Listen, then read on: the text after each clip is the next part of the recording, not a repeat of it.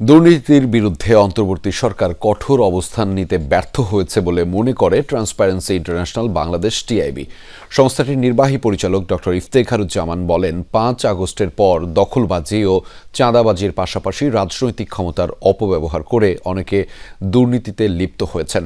সরকারের অভ্যন্তরেও কোনো কোনো ক্ষেত্রে দুর্নীতি হয়েছে।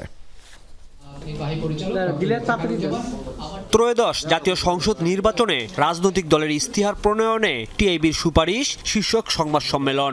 সংস্থাটির পক্ষ থেকে দুর্নীতি ও অনিয়ম প্রতিরোধে 52টি সুপারিশ তুলে ধরা হয়। নির্বাচনী ইশতেহার প্রণয়নে রাজনৈতিক দলগুলোকে এসব সুপারিশ আমলে নেওয়ার আহ্বান টিআইবির। ধর্মভিত্তিক রাজনীতিকে প্রমোট করার অবস্থান অনেকেই যারা নিচ্ছেন তাদের বিষয়গুলো পরিষ্কার করতে হবে। এই জন্য কিন্তু আমরা কৌশলগত দিক থেকে অর্থ বেশি এবং ধর্মকে গুরুত্ব দেওয়ার কথা বলেছি। এই বিষয়ে তাদের অবস্থানটাকে সেটা পরিষ্কার করতে হবে। টিআইবির নির্বাহী পরিচালক বলেন, গণ অভ্যুত্থানে আওয়ামী লীগ সরকারের পতনের বড় কারণ ছিল দুর্নীতি, কিন্তু ক্ষমতার পট পরিবর্তনের পরও দুর্নীতি অব্যাহত আছে।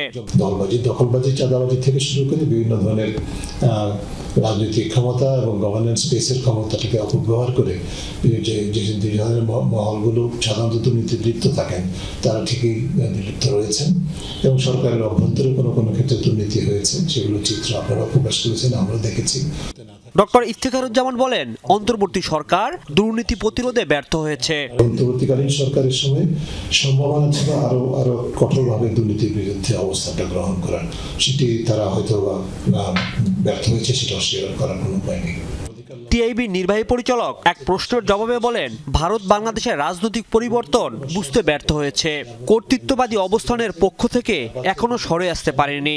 ডিপ্লোম্যাটিক বা কূটনৈতিক এবং রাজনৈতিক পরাজয় সেটা তারা স্বীকার করতে ব্যর্থ হয়েছে এখনো পর্যন্ত।